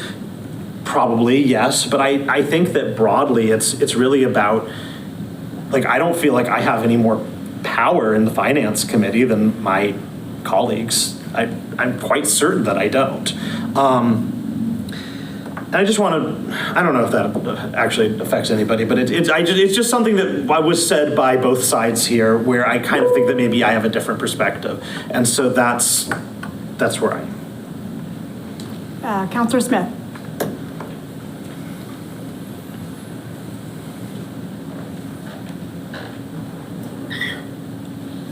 Okay, I'm listening to all the points, and I just want to point out the difference between looking at specific people in these positions versus talking about the positions and the philosophy of how to share that work.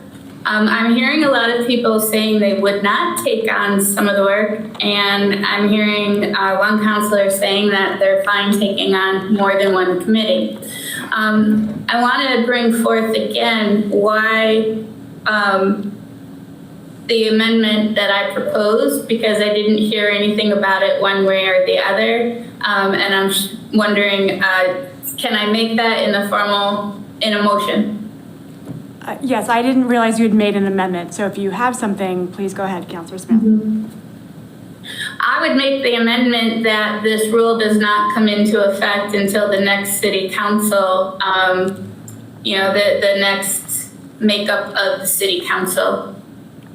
I would second. So just to clarify, so we have an amendment, a motion for amendment and a second, and is there specific language in this proposal that you'd like to share, Councillor Smith? I would like to make a motion to move the start date of this motion to January 1st, 2027. Would that be right? 2028. Or 2028. So that we don't disrupt the current structure of the council. So if I may, just looking at the language in front of us, so what that could look like would be in that second sentence, it would say instead, should a council member be found to be serving as chair of more than one standing committee, the affected committees shall reorganize and elect a new chair at the start of the new term. Is that in accordance with what you're thinking? Yeah, just postponing the start of this action to the next time the council is picking committees. Okay, Councillor Markey. Go ahead, Councillor Smith. I understand the reasons for the changes, and I think in the future that would be more equitable, but because I don't see anything that warrants why that would have to take place right now and disrupt Councillor Kwasinski from his seat. I just think that the most logical thing to do would be to wait until the upcoming term, voted on it now, and have a start date of that time in the first session of 2028. Okay, so we have an amendment and a second on the table. Further discussion, Councillor Markey. Correct me if I'm wrong, I don't believe there is a motion on the table to amend currently. I believe this is the motion. But there was not a motion to amend. Oh. There can't be an amendment without a motion to amend. Councillor Smith. I was referring to the original motion that I would like to make an amendment to the original motion. Right, and so what Councillor Markey was saying is that we don't have a motion on the table for this particular Oh, so I gotta wait until the motion comes forth. Okay, Yes. sorry, understood. Okay. So would you like to rescind that for the moment, Councilor Smith? I'll rescind that for now and bring it back forth after we have the motion on the table. And I forget who the second was. Was that? I second. Okay, so are you rescinding your second as well? Sure. Okay, great. President Denham. Yeah, hi, sorry. I think there's a lot of good points that are being made right now, and I personally don't feel comfortable moving forward with the motion at all. I hear what Councilor Smith is saying, but given all the information, I feel like I actually would like a little bit more time to like process all of this in order to be able to, I think, come with a clear idea of what I'm thinking before I vote on this, because I feel like there's been a lot of things that have been said right now that are making me kind of think about a lot. Yes, thank you, President Denham. Councilor Smith, excuse me. Thank you, Madam Vice President. Just want to follow everybody to say I really appreciate everybody's comments. These are some of my favorite discussions when I can kind of feel sort of the internal push and pull of my own opinion as people make good points. I also want to echo President Denham in that I'm not feeling super eager to make a decision on this in this moment, especially as I think I'm also feeling in favor of applying it to the next council. I also want to say, though, that as we think about this moving forward, if that is the way that we go, I am also in favor of providing a little bit of an out for those instances, as Councilor Jamrod McQuaid had brought up. I would also, I feel a little bit of caution against limiting the vice president's ability to chair, but largely just because that takes one more person sort of out of the pool of potential chairs. And so if we're going to create limitations in the first place, saying that an individual can only chair one committee, I don't want to further limit who can chair committees, because I think we're just going to get into what Councilor Peak has been describing. But all that being said, I would really welcome the opportunity to continue to reflect on this and to kind of absorb what people have said if there is not a serious pressing need to address this now. Councilor Peak. I agree. So I would like to make a motion to continue this item to our next meeting. Second. All right, so we have a motion and a second to continue this item to our next meeting. Any further discussion? Councilor Markey. This might not be exactly related, but I'm just trying to get kind of can't subcommittees reorganize basically whenever they so choose? Yes, that is correct. That could be another option. Councilor Jamrod McQuaid. Thank you, Madam Vice President. So I just want to comment on the process and potentially splitting up an item that was mentioned. I think the instinct to want to wait for rules changes to kick in the next term, I think makes sense, but I think it's a separate question than the actual amendment that we're trying to make. And I think it would be kind of messy to try to include an amendment that only influences one rule. So I think it might make sense for someone who may be interested in this to propose an amendment to the rules in general that makes it so it doesn't kick in until any changes to the rules don't kick in until the next term.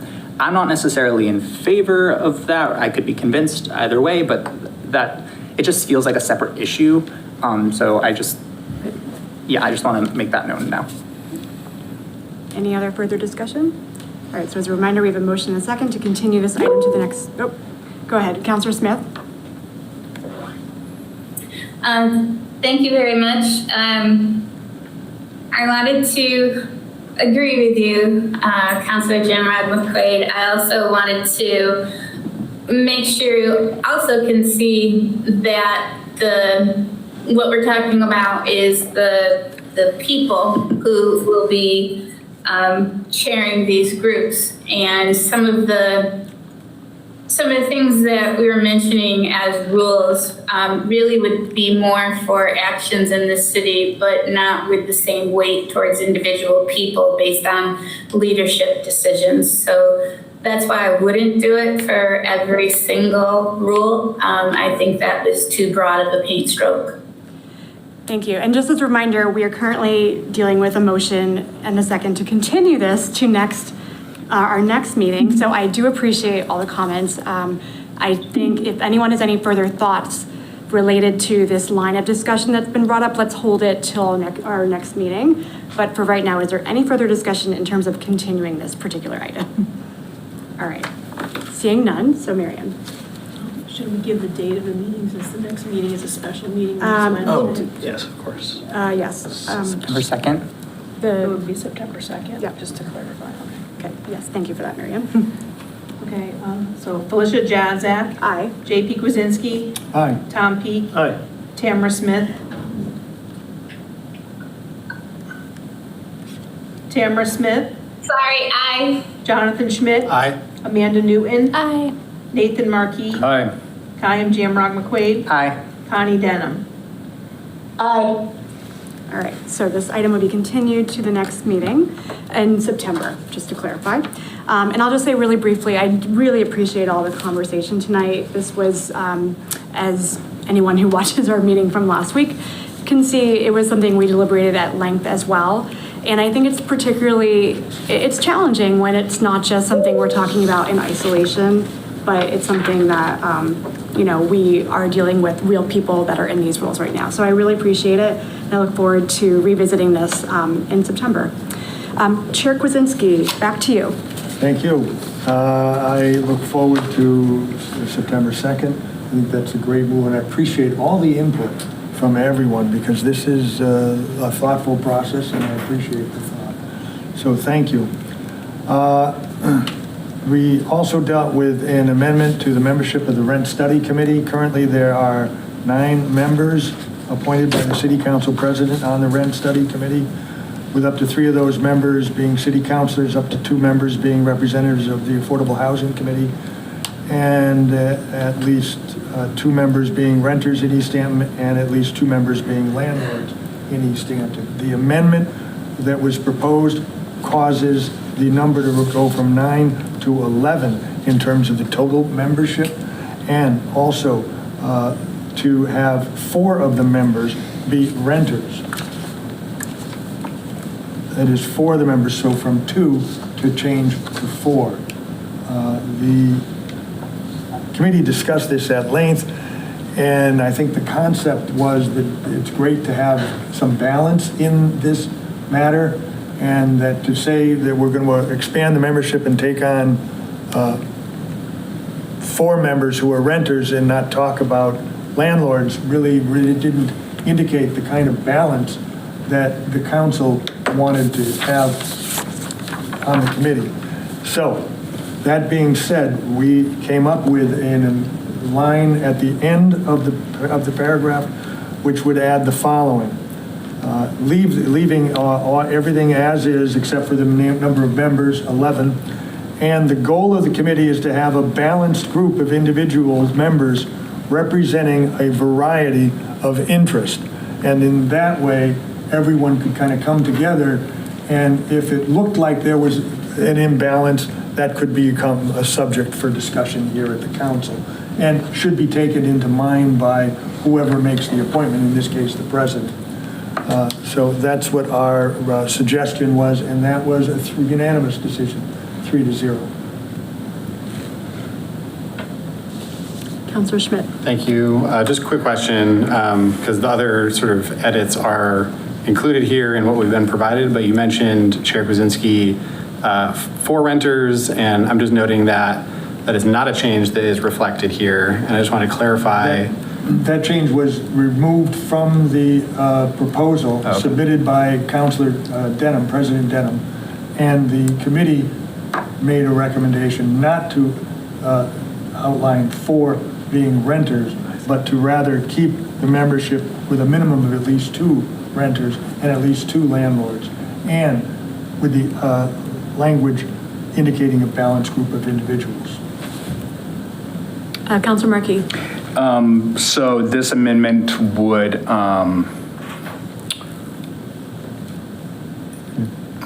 the original rent study committee composition has 4 renter. Will somebody explain the composition of the current rent study committee for me?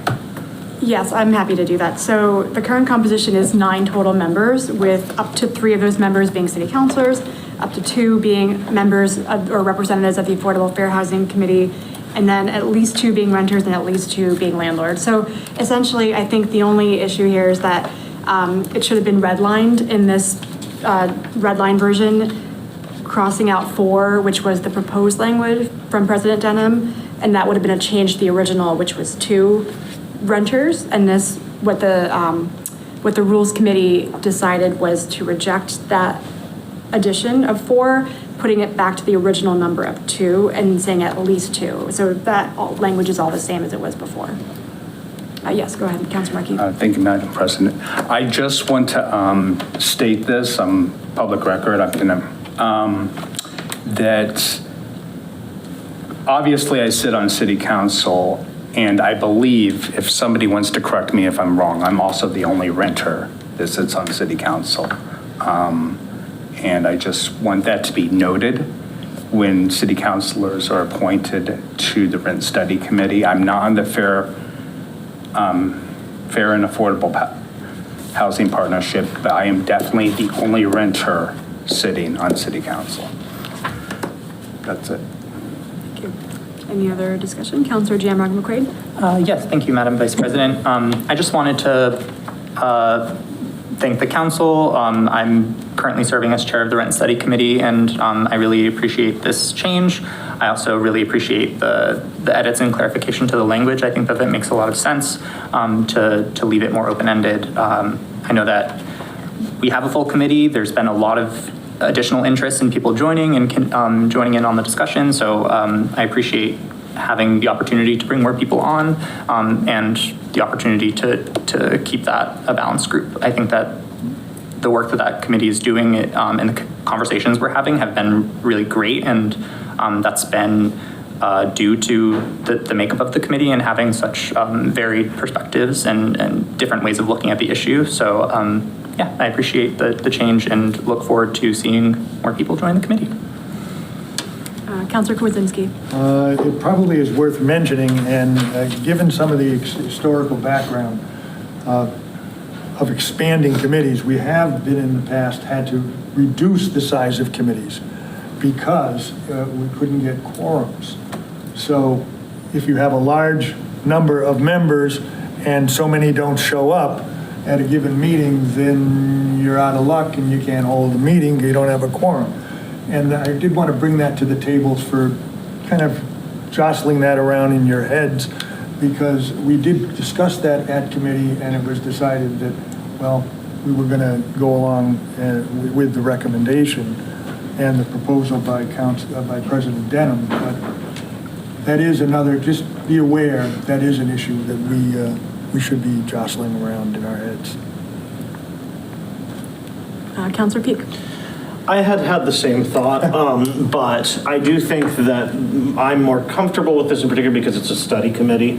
So it's, I think that when you try and maintain a committee for years and years with a very large membership, you're eventually it's not definitely going to happen, but the odds that you eventually run into a quorum problem just gets bigger the bigger your committee is. However, when you're doing sort of something like this that's a bit more ad hoc, there's a defined product that's coming out at the end of it, there's a value that comes with including more voices that might be worth that risk, especially if you're not looking to get 11 people to commit for the next 20 years, So, I think it's a fair point, but I also think that I'm less worried about it here than I would be if we were let's make the Zoning Board of Appeals 11 people. That would be no, that's not a good idea. Yeah, thank you, Councilor Peak. And for bringing that up as well, Councilor Kwiecinski. And I'll just say really briefly, when we discussed this at the Rules Committee level, I did note that We have a particularly very passionate and engaged group of folks who are currently on Rent Study Committee. And I think that really the only times that folks don't show up is when someone is on vacation or is ill. So while it is definitely a fair point, and as someone who's chaired other city committees in the past where that's been a real problem around quorum, and I appreciate that, I'm not really concerned personally about expanding the membership for this particular committee, because I think it will just allow more people to be able to participate in this process. Any other discussion? All right, so seeing none, would you like to go ahead, Chair Kwasinski? I will then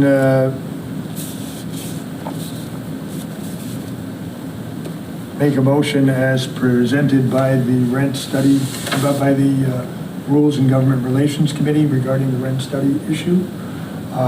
And that motion is the committee will be comprised of 11 members appointed to by the city council president, with up to 3 of those members being city councilors, up to 2 members being representatives of the Affordable Housing Committee, and at least 2 members being renters in Easthampton, and at least 2 members being landlords in Easthampton. The goal of the committee is to have a balanced group of individual members representing a variety of interests. Second. Okay, I have a motion and a second to amend the membership of the Rent Study Committee from 9 to 11 members, with the goal of the committee to have a balanced group of individual members representing a variety of interests. Any further discussion? All right, seeing none. Mary Ann? J.P. Kwasinski. Tom Peake. Aye. Tamara Smith. Aye. Jonathan Schmidt. Aye. Amanda Newton. Aye. Nathan Marquis. Aye. Kayam Jamrock McQuaid. Aye. Connie Denham. Felicia Jadzik. Aye. Jack. All right, motion passes. I would like to ask for an extension of the code of conduct of appointed members for boards, committees, and commissions for 60 days. Second. All right, I have a motion and a second to extend the code of conduct item for 60 days. Any further discussion? Seeing none. Mary Ann? Tom Peake. Aye. Tamara Smith.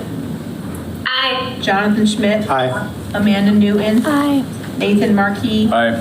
Kayam Jamrock McQuaid. Aye. Connie Denham. Aye. Felicia Jadzik. Aye. J.P. Kwasinski. Aye. All right, motion passes. Thank you, Chair Kwasinski. All right. We have no old business, so on to new business. First, we have a supplemental appropriation. I'll transfer this, or hand this over, excuse me, to Chair Peake. Thank you, Madam Vice President. Yes, so I would like to make a first reading of this supplemental appropriation as a motion, and for that motion, also send it to the Finance Committee for review and set a public hearing for September 2nd at 6:15 in these chambers for the same item. Second. Well, I'll have to do it sorry. first. Sorry. Request is hereby made for approval of the following appropriation. Amount requested, $464.13 to be transferred from radios, telephones, other communication, $464.13 to be transferred to radios, telephones, other communications, $464.13. The amount requested will be used for the following purpose. On February 25th, a vendor applied someone else's payment to our account, which we missed at the time. The vendor has now corrected the error, leaving a past due balance on our account. Second.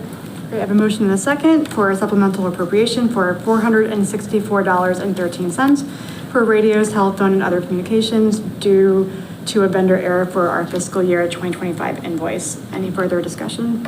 Seeing none. Tamara Smith. Aye. Jonathan Schmidt. Aye. Amanda Newton. Aye. Nathan Marquis. Aye. Kayam Jamrock McQuaid. Aye. Connie Denham. Aye. Did you say aye? I believe so. Yes. Felicia Jadzik. Aye. Aye.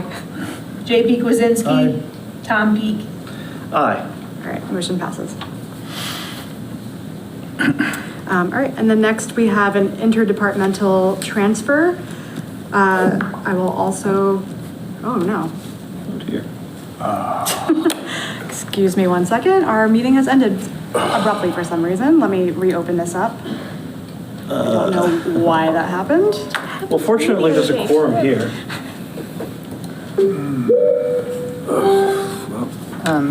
All right, apologies, folks. Apologies, I don't know what happened. Our meeting just shut down unexpectedly, so thank you, technology. As folks get back into the meeting, apologies again. We are just gonna get restarted in a moment. Our Google Meet shut down unexpectedly. So just as a quick reminder, as members of the public get back into this, just please turn off your cameras and mute yourself. We are almost done. We just finished the vote on the supplemental appropriation, which is the first item under new business. And now we are going to the interdepartmental transfer. Over to you again, Chair Peak. Thank you, Madam President. Okay, so I'll also make this first reading in the form of a motion to send this to Finance Committee for review and to set a public hearing for August 12th at 6 o'clock in these chambers. Second. Well, no, I have to then. Oh. Okay. Okay, request is here, but I was just wondering if the 6 o'clock was, yes, everyone was working with that. Because there was that one time we did the 6:15, it was a whole thing. Oh, yeah, okay. So request is hereby made for approval of the following appropriation. Amount requested, $1,200 to be transferred from Reserve Fund, $1,200 to be transferred to Licensing Board Stipend, $1,200. The amount requested will be used for the following purpose: annual stipend for the licensing clerk, LLA. Second. All right, so I now have a motion and a second for an interdepartmental transfer for $1,200 to be transferred from the Reserve Fund to the Licensing Board Stipend and to set a public hearing for August 12th in these chambers at 6 p.m. Any further discussion? Seeing none, Marianne? Jonathan Schmidt. Aye. Amanda Newton. Aye. Nathan Markey. Aye. Kayam Jamrog McQuaid. Aye. Connie Denham. She may have been kicked off of the meeting. I don't think she's here anymore. Felicia Jazek. Aye. JP Kwasinski. Aye. Tom Peak. Aye. Tamara Smith.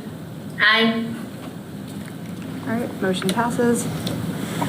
And next we have a city council action request for reviewing and revising a zoning ordinance pertaining to signs. I will read these out in the form of a motion, and I will be referring these to the ordinance committee. So first is a general ordinance amendment for Chapter 8, Article 5, signs, and second is zoning ordinance amendment, Section 10.0, signs. Second. Great, I have a motion and a second to review and revise these two zoning ordinances pertaining to signs. Any further discussion? Seeing none, Marianne? Amanda Newton. Aye. Nathan Markey. Aye. Kayam Jamrog McQuaid. Aye. Felicia Jazek. Aye. JP Kwasinski. Aye. Tom Peak. Aye. Tamara Smith. Aye. Jonathan Schmidt. Aye. Connie Denham. Aye. All right, motion passes. These are all of the items before us tonight, so I will now take a motion to adjourn. Motion to adjourn. Second. All right, I have a motion and a second to adjourn the meeting. Marianne? Nathan Markey. Aye. Kayam Jamrog McQuaid. Aye. Connie Denham. Aye. Felicia Jazek. Aye. JP Kwasinski. Aye. Tom Peak. Aye. Tamara Smith. Aye. Jonathan Schmidt. Aye. Amanda Newton. Aye.